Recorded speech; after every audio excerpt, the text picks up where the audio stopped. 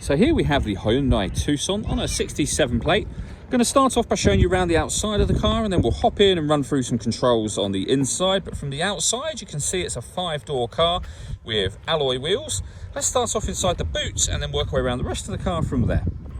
So as we approach the boot, you can see we have plenty of space in there, along with that 60/40 split folding rear seat. And then underneath this tray section, even more space should you need it.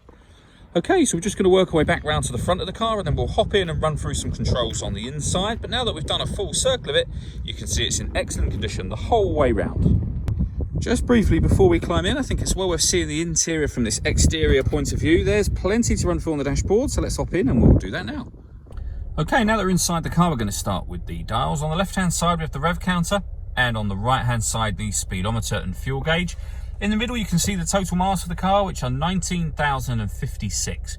The information displayed above that can be changed using buttons on the steering wheel. So you have a digital readout for the speedometer at the moment, but there are various bits of fuel economy information. There is a service menu and also a user settings menu as well.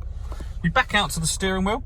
On the left-hand side, we have stereo and phone controls, including voice activation for the phone.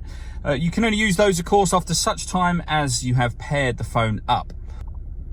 And that is done over on the central screen just here. Hit the phone icon, and then you'll see just here that you can pair it up following that passcode, or you can press 1 to cancel. When it comes to music in this car, we have FM, AM, and DAB radio. You can listen to your own music by hitting the media button, but nothing is connected at the moment, but you can connect up an auxiliary device and a USB device as well. So plenty of ways to listen to your music in this car. Beneath that, we have the main volume for the stereo.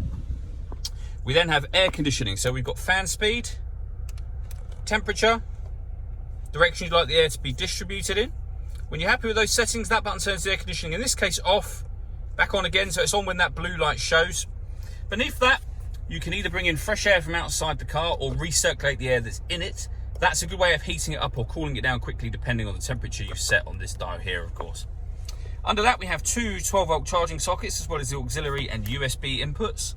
We have a 6-speed manual gearbox, and then these two buttons just here. So firstly, this one turns off the stop and start. This car is designed to cut out when it's stationary in traffic, which will save you fuel. Hit that button to turn that system off, and then the button above it will turn on downhill brake control. So if you know you're going to take the car off road, and you'll see a green symbol just to the right of the speedometer there. If you know you're going to take it off road, hit that button before you do that, and it will just help with any off-road driving that you wish to do in the car. All that leaves me to say is thank you for taking the time to watch this video.